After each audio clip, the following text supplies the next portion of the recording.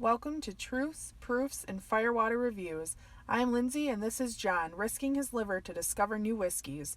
We base our reviews on a 25-point scale, 5 points on the nose, 10 on the palate, 5 on the finish, and 5 points combined for the bottle and color of the juice. Now on to the review.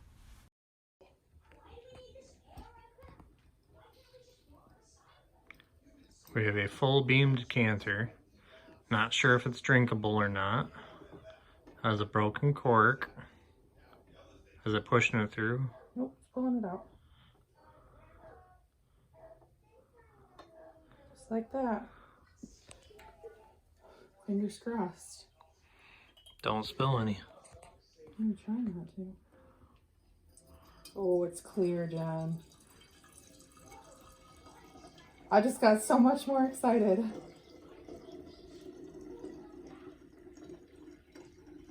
John. Dark. It's beautiful. That's some evaporation right there.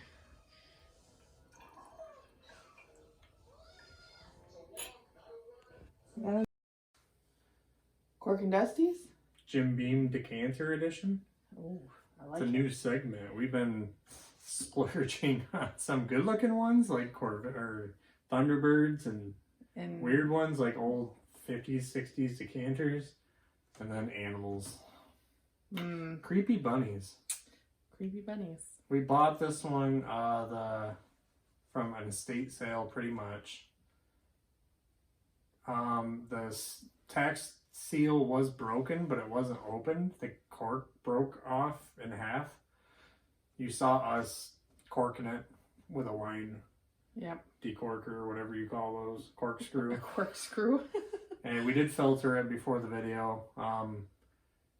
Decanters are kind of drink at your own risk because of lead through mainly Jim Beam. I haven't heard of any other brands that had problems with that. There's a lead-based paint. So Beam by far did the most decanters, and that's the one we're finding by far the most. More. We got a couple different ones, but back then it wasn't really in a bourbon boom. It was around Prohibition, after Prohibition, and before. But after, it was more vodka, a little bit of rum, but mainly clear spirits. Yeah, gin, vodka, so tequila. They had to resort to different ways to putting their juice out there. A lot of Beam decanters right now. And they didn't go by age statements because the people that did drink didn't want higher aged. They thought about that more like Scotch. Scotch tastes better. They wanted their basic Jim Beam, like the white label and Jack Daniels. That's what they drank back then.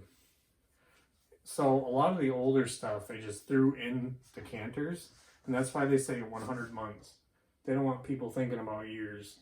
That's why they did that. Interesting. So this is 1971 Jim Beam Decanter. They modeled it after a miniature-sized version of the giant hare in Jackrabbit, whatever, in Odessa, Texas. Odessa, Texas? Odessa, something like that. I'm sorry. I don't remember which one. There's like it's like 7 foot tall or something replica of this. 6 foot. Yeah, there's a 6 and foot it's tall. pretty popular down there. So for whatever reason, Jim Beam decided that would be a good thing to replica a decanter after. So right here it says the Texas Jackrabbit. Odessa. Or Odessa Prairie Hare. Okay, there you Prairie Hare? It sounds like derriere. Derriere. It's not going to taste like derriere though. No. Form of a 6 foot statue. Oof. I guess we should have just read the label. Giving us all that information. I think it's cool with the tax steals. Yeah. Strips they did back then. So this one is 100 months old. So that's a little over 8. Yeah. 8 and a third years. That's a pretty good aged bourbon. It has a really nice color. It's obviously not Jim Beam Distiller's cut. We just wanted to grab a Jim Beam bottle we had. to put it in. It has a very nice color. Very and when we nice. hold it up to some of our other Jim Beam products, it's really rich. It's even darker than like Booker's and stuff. Yeah. So that was kind of nice, but. So their normal white label is usually like 4 to 6 years right now. So I'm not even gonna compare it to normal white label. There's no. I mean, I don't like white label. I love Jim Beam as a distillery, but their lower end stuff is just not great. When we open this too, the smell is just, man, oh man. That's so like candy apple to me. Like, I don't know. I do smell the candy apple, but I get a ton of butterscotch too. Yeah. Very sweet, like candy shop like. That's a good smelling. I must get like. And the color is just like reddish tinted amber. It's beautiful. It's insane. Uh-oh.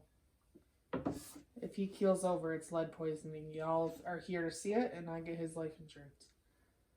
I pay for it, so. So does my grandma. You get it twice. Oh, that's true. Grandma paying for it too. That's right. It still has a bite for it. This is 86 proof, so it's 6 points higher than normal. The alcohol hasn't dissipated at all. Nope. That's super butterscotchy. That is a butterscotch bomb.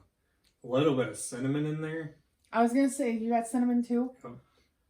It's almost like Big Red-esque. Like a little bit. That cinnamon flavor is there, but it's not like the heat of cinnamon. It's just that nice little mellow. Wow. I'm glad we bought this one. I almost passed it up, but it is delicious. We did. Thought with the cork being broke. We had to open it before the video because on the way home, the cork started seeping. So, y'all, I wish John would have videoed us coming in. We found a bunch of little minis. The minis behind John. We got a bunch of those. We got a couple of decanters. Just a bunch of really awesome stuff. And we put it in like this strawberry box, and I'm like, John, we took John's old truck, and that thing does not stop or go very easily. So everything was tipping over. Everything was tipping over and clinking and clunking. And I'm just like, whoo! Everything got home safe except this one. The cork was oozing a little. Yeah, when we got home, I was like, John, the cork's wet on this, and I smelled it, and I was like, oh, we're gonna have to open this one up. So, give her a whiff. Have you smelled it since we opened it? Oh, I'm sure. It smells like wood. Oh, it does. It smells like your grandma's old basement, like an old house. I get the wood in here. I do get that like old house smelling wood in there. But Beam has a funk to it. Yeah. Like a nutty, woody, peanutty something to it. I mean, I get it on White Label, Repeal. I was going to say, you get it on almost all of them. Creek, Booker's, it gets out of there. Little Booker gets out of there. But it's just weird. I don't know why they have it now and not back then. I don't know. So this one would have been distilled by, what was his name? Jeremiah Beam? Booker did work there, but he wasn't the master distiller I remember yet. you reading that. So there are some legendary distillers that were behind this juice. Which is kind of cool. That's the kind of stuff that really gets me interested in it. I like the history of it. Like, hunting is fun and the bottles are fun, but I'm really excited that John started finding some decanters and we can kind of crack into some of this older stuff. And you know what? Some of these might not be that great, but no, this but for one, $30 or $40 a piece, right. I mean, that's good. We're taking the risk. I mean, we got some that's, what, 180 months, 160? Yeah. A couple of them, 155. That double springs, that's 15 year. Yeah. That one's going to be amazing. I mean, I'm so excited to try some of this But stuff. once again, there is lead content in here, so it's kind of drink at your own risk. Don't drink the bottle all at once. If you do, filter it. We did. Get it out of the decanter. Yeah, we got it out of the decanter, obviously, when we got home, and then I filtered it through a coffee filter, and it did pull some some grayish gunk out of it, which you wouldn't see just looking at it. But John kind of looked at it, and he looked at it through the light, and he's like, "There's some floaties, so let's just go with it and see." And maybe it's just from the cork, who knows? But yeah, the cork came out pretty nice, so I don't know. But either way, proceed with caution, but definitely proceed, because I'm telling you guys, it's worth it. These decanters, I'm really excited to open up some of these other ones. I want to get a turkey. Yeah. Ezra Brooks. I keep telling him there's one down the road. Not for $200. If $200 comes missing out of the bank account, I didn't do it. Well, $100 came missing from our barrels. Yeah, that's true. I need to quit buying shit. I know. Our whole room, a quarter of our room is taken up by our little area stage. And they are recently used barrels, so it smells like a distillery in here. Yeah, it does. We were pulling char out and everything. It was pretty cool. Mm-hmm. Pretty cool process. I'll post some pictures because our daughters were helping roll the barrels across the yard and stuff, which is cool. But all right, guys. So there's the first one. First of hopefully many as we go through this. John keeps finding them every other day, I swear. So we'll get some more going here. But there you have it. So that wraps up this review. Leave a comment if you have tried this whiskey and let us know what you thought. Please like and share us to social media, subscribe to our channel, and don't forget to leave a suggestion for our next review. Thanks for watching.